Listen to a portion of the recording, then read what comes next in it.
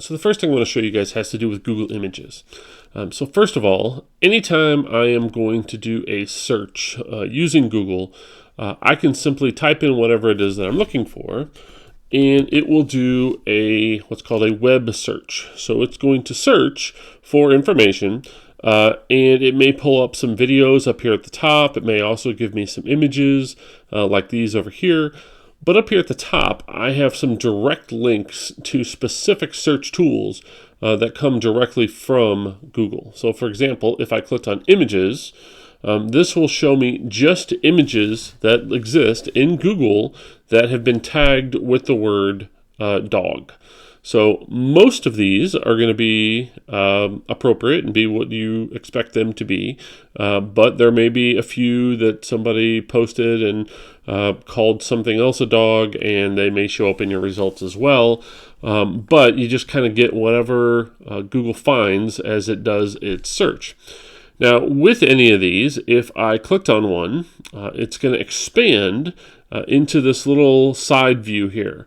And then this is going to give me a larger view of this image, and it's going to give me some information, similar pictures, and so on. Now, these pictures over here on the left are what they call thumbnails. So if I was going to save some of these images, I don't want to save these pictures. These are smaller versions of the picture. If I'm going to save an image, chances are I want to save the biggest quality version of that image I can, because it will look better whenever I blow it up. So if I put it into a document and print that document out, or make that document really big, you're going to see the little pixels, the little documents or parts that make up that image in a small version and not the large version. So for example, if I took this little tiny picture here and I zoomed in to a large size, that video or that quality is going to get blurry. It's going to get fuzzy because that is a small thumbnail version of that picture. Whereas if I clicked on that picture, opened up the larger version, and then right-clicked on that video or picture, I could tell it to save that image. Now, depending on what browser you're using, everyone has slightly different terminology. Mine has save video or save image as. Yours might say download image. Depends on what browser you're using, but any of them will give you the same option. So if I download this image and was to open it, this is the full-size version of this image, and now I could zoom in much closer and not have to worry about losing quality like I did before, because this is the large version of that image, not the small one. So depends what you're doing with your image, and it depends how you're using it as to whether or not that matters. But there are some other really cool tools that you can use within Google Image searches in order to make that easier to find. And those exist over here under these two buttons. I have one here called Settings and one here called Tools.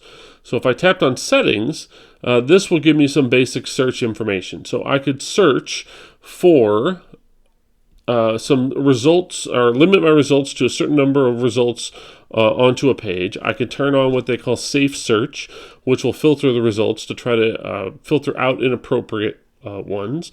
I could restrict my searches to specific countries to have it only show up in certain spots if I want to.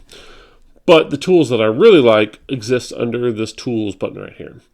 And so what this does is this gives me this little secondary toolbar that pops up, and this allows me to do some fun things with my image searching. So the first I can do is I can filter by size. So let's say I want a big picture. You're kind of at the mercy of whatever size that image is that was on the internet. And so if it's a small picture, you're just kind of stuck with it. But if I need a large picture because, hey, I need to blow this up larger, I need to make it bigger so people can see it, I can tell it to only show me the large pictures of dogs. And then it uses different criteria to filter out all of the small or medium-sized pictures and only show you the ones that are large versions. Again, you still have to click on it to open up the bigger version, right-click on it, and then be able to download that picture. But these are only going to be larger images. And in the corner here, it'll even tell me the exact pixel size of that image if I need that. So that's pretty cool. The other thing I can do is I can control what that image is. So for example, if I wanted to, let me click and switch this back to any size. And if I go to Tools and go to Color, this allows me to choose, hey, do I want any color of my images? I only want maybe black and white images of dogs. And again, for the most part, it's going to do a pretty good job. There may be a few that get mixed in. I can also tell it I want transparent images, and these will only show pictures that have transparent backgrounds. So this means the background of the image has been cut out, and so I can actually wrap my text all the way around that image in a document. Creates kind of a more designer kind of feel to my images, which is kind of cool. Or I could even choose specific colors. I want blue dog pictures, and so it's going to show pictures that match a certain style or a certain color scheme as I go through it, which is pretty cool.